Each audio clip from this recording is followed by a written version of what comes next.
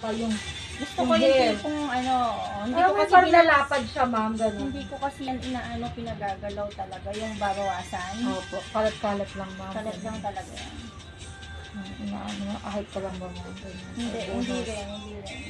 Nabunot mo, ma'am. Hindi rin. Wala talaga. Hindi na talaga siya. Bakit naman?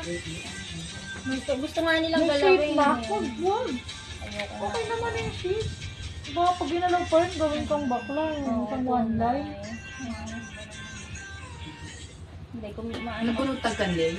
Ate Joy, magpagano ka, Ate Joy. Gagamot pa tao. Antibiotics. So, yun lang is parang nakalapit lang ako, no? Okay.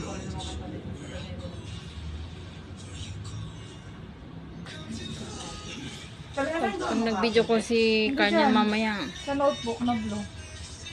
Sino ka siya?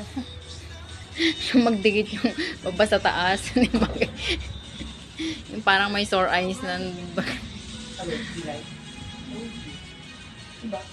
Yung kay Andrea, no? Ganda, parang ano lang, kapal na. Ganun yung kala Andrea, ma'am. Parang lagi naka-browser.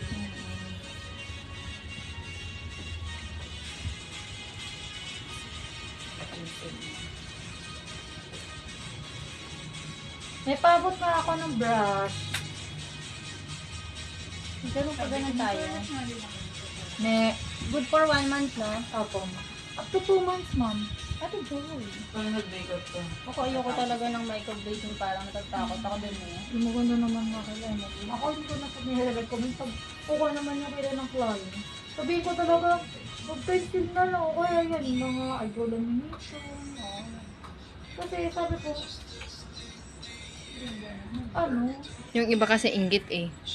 Yung eyebrow lamination, yun yung ano, sinasabi mo na parang Andrea lang. Opo, ma'am. Andrea Berlando Technique.